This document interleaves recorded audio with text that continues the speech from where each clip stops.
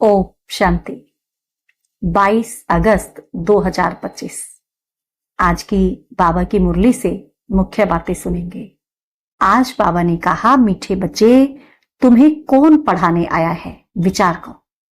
तुम्हें कौन पढ़ा रहा है, ये विचार करो। तो खुशी में रोमांच खड़े हो जाएंगे। हमें कौन पढ़ा रहा है, ये विचार करने से ही हमारी खुशी में रोमांच खड़े हो जाएंगे।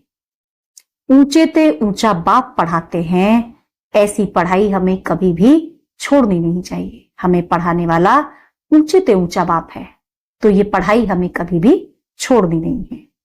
प्रश्न है, अभी तुम बच्चों को कौन सा निश्चय हुआ है? अभी तुम बच्चों को कौन सा निश्चय हुआ है और निश्चय बुद्धि की निशानी क्या होगी? उत्तर है, तुम्हें निश्चय हुआ हम अभी ऐसी पढ़ाई पढ़ रहे हैं। क्या निश्चय हुआ हमें कि हम अभी ऐसी पढ़ाई पढ़ रहे हैं जिससे डबल सिरताज, राजाओं का राजा बनेंगे। स्वयं भगवान पढ़ाकर हमें विश्व का मालिक बना रहे हैं। भगवान स्वयं हमें पढ़ा रहे हैं, हमें विश्व का मालिक बना रहे हैं। कितने नशे की बात है। अभी हम उनके बच्चे बने हैं, तो फिर इस पढ़ाई में लग जाना है। हम उनके बच्चे बन गए हैं, तो हमें इस पढ़ाई में लग जाना है।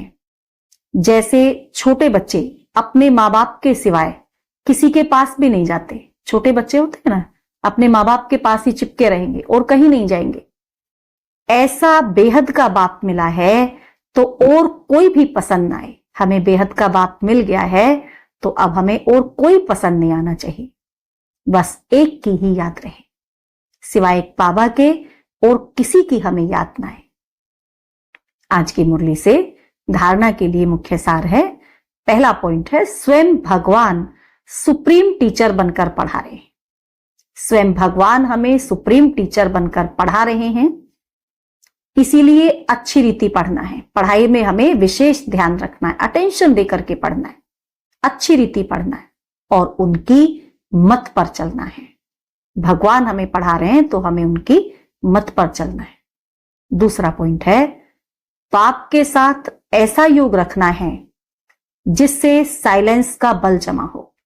हमारा ऐसा योग होना चाहिए बाबा के साथ कि हमारे पास साइलेंस का बल जमा होता जाए। साइलेंस बल से विश्व पर जीत पानी है।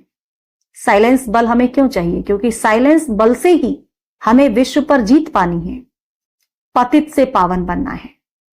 साइलेंस के बल के आधार से ही हमें विश्व पर जीत पानी है और हमें पतित से पावन बनना है। आज का वरदान है, समय और संकल्पों को सेवा में अर्पण करने वाले विधाता वरदाता भव। समय और संकल्पों को सेवा में अर्पण करने वाले विधाता वरदाता भव। अभी स्वयं की छोटी छोटी बातों के पीछे, तन के पीछे, मन के पीछे, साधनों के पीछे, संबंध निभाने के पीछे, स्वयं की छोटी छोटी बातें, तन के पीछे, तन की कोई बीमारी आ गई उसके पीछे, मन के पीछे, साधनों के पीछे, ये चाहिए वो चाहिए, या संबंध निभाने के पीछे, ये संबंध निभाने हैं वो संबंध निभाने हैं। इन सब के पीछे समय और संकल्प लगाने के बजाय इसे सेवा में अर्पण करो।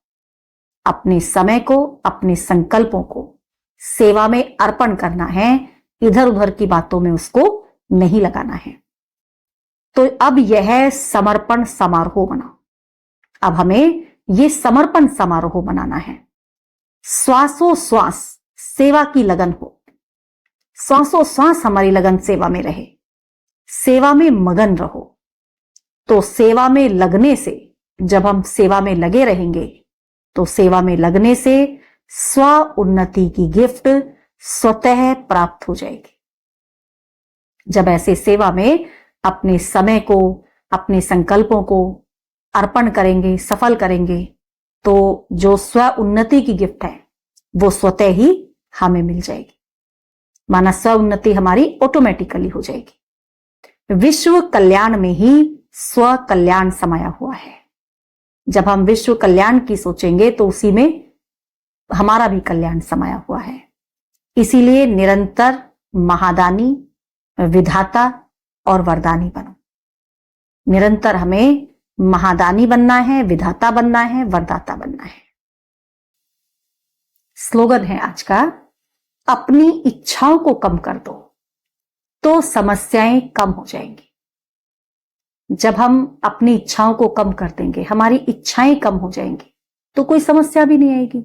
समस्याएं तभी पैदा होती हैं जब हमें ये चाहिए, वो चाहिए, ऐसा हो जाए, वैसा हो जाए, तो ही समस्याएं आती हैं। तो अपनी इच्छाओं को कम कर देना है। अव्यक्त इशारे, सहज योगी बनना है तो परमात्म प्यार के अनुभवी बनो। जैसे लौकिक रीति से कोई किसके स्नेह में लवलीन होता है, लौकिक रीति किसी का किसी से स्नेह ज्यादा है, वो उसके स्नेह में लवलीन है, तो चेहरे से, नैनों से, वाणी से अनुभव होता है कि ये लवलीन है, आशिक है। उसके चेहरे से, चलन से मालूम पड़ता है कि ये लवलीन है स्नेह में किसी के या आशिक है। ऐसे जिस समय स्टेज पर आते हो, ऐसे ही बाबा कहते, आप जिस समय स्टेज पर आते हो तो जितना अपने अंदर बाप का स्नेह इमर्ज होगा, जितना हमारे अंदर बाबा का स्नेह इमर्ज होगा, उतना स्नेह का बाण औरों को भी घायल कर देगा। जो हमारे अंदर बाबा का स्नेह समाया हुआ होगा तो वो औरों को भी अनुभव होगा ना, महसूसता होगी उसकी, और वो हमारा स्नेह औरों को भी बाप के स्नेह की तरफ आकर्षित करेगा। अच्छा, ये थे आज की मुरली से मुख्य पॉइंट। ओम शांति।